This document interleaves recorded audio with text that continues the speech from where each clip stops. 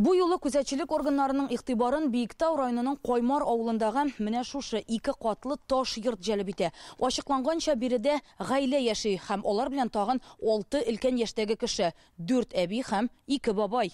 Йорт тышкы яктан бу урамдагы башкаларыннан берни белән дә аерылмый кебек. Капкасы юк. Территориядә инвалид коляскалары да күренми. Без килгәч хуҗалары урамга чыкты. Бу Сабировларның шәхси йорты икән. Это не пансионат было.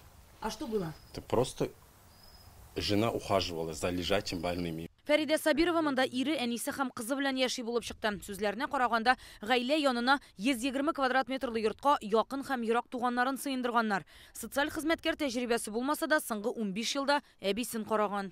Монда вашеты мен әбим булганда 81 яш. Деменция белән авырды, опухоль мозги. Бутан җирдә эшләй алмадым. Ә менде ипотека түләргә кирәк как-то. Менде вот булганында 4 әби, бутанысы родственниклар, чтобы проблема булмаска, мен самозанята очканным, налог платила. Үз мәшгуль буларак Фәридә эшчәнлеген декабрьдә башлап җибәргән. Әби бабайларның барысында монда туганнары китергән. Эшли торган балаларның, оныкларның карарга вакыты юк диләр. Өлкәннәр 70-тән 97 яшькә кадәр. Димәк, алар сезнең туганнарыгыз кебек яшәгән монда? Әйе. Шулай. Бер казаннан ашырдык, бер чәйнектән чәй эчәйек. Мен әбим 12 сентябрь көне аламны үлде. Шуннан соң начмет җибарды безгә прокуратураны.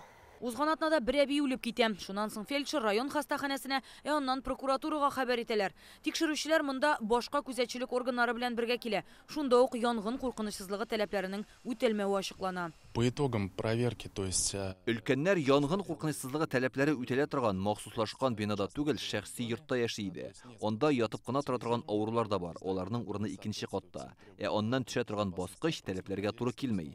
Гомумән йорт бөтенләй таләпләргә туры килмәй. Онда янгын сөндерү өчен җайланмалар, сигнализация юк. Әгәр дә кеше сиделка буларак авыруның өенә барып карый икән, ул очракта хезмәт күрсәтү шартлары өчен йорт хуҗасы җаваплы дип белгечләр. Әмма авырулар сиделканың өендә яшәгән һәм ул хезмәт өчен акча алган очракта пациентларга сыйфатлы хезмәт күрсәтү аның җаваплылыгында. Акча алмаса, ансы туганнарча мөнәсәбәт ярдәм итү булып санала һәм мөрәҗәгатьләр булмаган очракта дәүләт тарафыннан көйләнми. Каймардагы очракта йортта коммерция эшчәнлеге алып барылган диләр. Тикшерү вакытында без объектта янгын куркынычсызлыклары һәм санитар-экологик таләпләр кагыйдәләрен бозуларын таптык. Объектта 6 кеше бар иде. Аларның барысы да олы яшьтәге кешеләр. Анда калдыру өчен аларның туганнары акча түләделәр. Бу коммерческий эшчәнлек. Законсыз эшчәнлек алып барган өчен йорт хуҗасына штраф яный. Хәзер пансионат вакытлыча ябылган. Әби бабайларны туганнарына кайтарганнар. Бу вакыйга тагын бер кат хезмәт күрсәтү базарындагы баш-баштаклыкны раслады. Өлкәннәрне карап тору буенча түләүле эшчәнлек закон кысаларына кертелмәгән. Шуңа аны шәхси йортта кем һәм ничек тели шулай оештыра ала. Рәсми органнарга хәбәр ителмәү сәбәпле кайда кем эшләвен, анда шартларның булу-булмавын белүче дә юк. Әгәр дә халыктан зарлар кермәсә, монда инде Щербаковадагы хәлнең кабатланмавын гына телисе кала.